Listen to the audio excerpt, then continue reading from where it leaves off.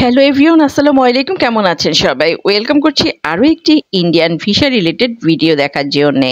এতক্ষণে নিশ্চয়ই আমার থাম্বনেল দেখে বুঝে গেছেন আজকের ভিডিও ভীষণ ভীষণ ইম্পর্টেন্ট। সো পুরো ভিডিওটি না টেনে দেখবেন, তাহলে ইন্ডিয়ান ভিসা নিয়ে আপনাদের যত প্রশ্ন বা শঙ্কা আছে সব সলিউশনই পেয়ে যাবেন।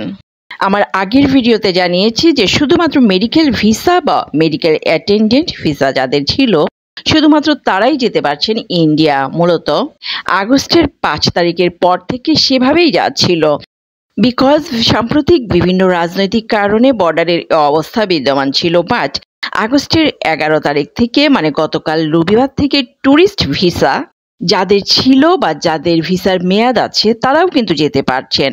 প্রুফ বা প্রমাণ হিসেবে যদি বলি, যশোরের বেনাপোল পেট্রাপোল যে সীমান্ত, সেই ইমিগ্রেশন দিয়ে সব ধরনের পাসপোর্টের যাত্রীর যাতায়াত অনেকটাই স্বাভাবিক হয়ে এসেছে বলে দাবি করেছে ইন্ডিপেন্ডেন্ট সংবাদ মাধ্যম। তারা বলেছেন শনিবার মানে আগস্টের ১০ তারিখ এই সীমান্ত দিয়ে ১,৭০০ জন যাত্রী যাতায়াত করেছে মেডিকেল ভিসা দিয়ে। গত ৩-৪ দিন কিন্তু অলিখিতভাবে এভাবেই যাত্রী আসা যাওয়া করছিলেন, কিন্তু যারা ট্যুরিস্ট ভিসার পাসপোর্ট হোল্ডার তারা যেতে পারছিলেন না।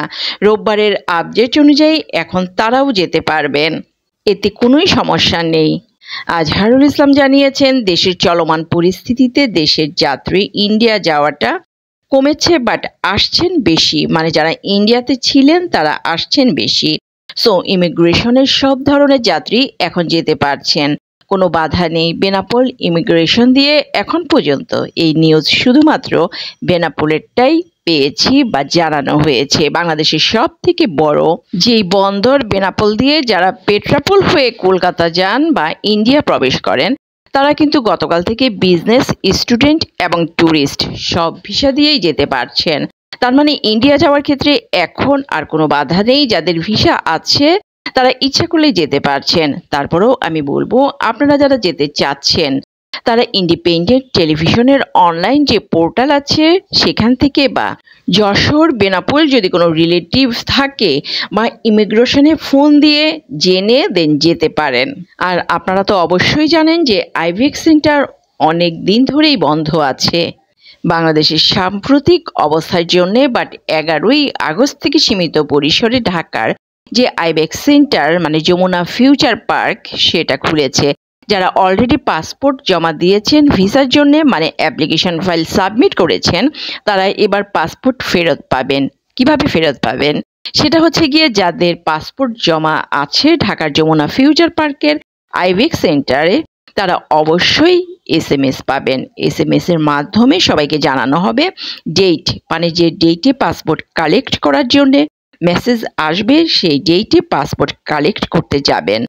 আরও একটা কথা, যেহেতু খুবই অল্প পরিসরে বা সীমিত পরিসরে শুরু হয়েছে কাজেই SMS আসতে কিছুটা লেট হতে পারে, সেটা জানিয়ে দিয়েছে আইভিএক্স সেন্টারের পক্ষ থেকে। সো ধৈর্য ধরে শুধুমাত্র মেসেজ আসলেই যাবেন পাসপোর্ট কালেক্ট করতে। যদি মেসেজ না আসে তাহলে আপনাদের যমুনা ফিউচার পার্কে যাওয়ার দরকার নেই।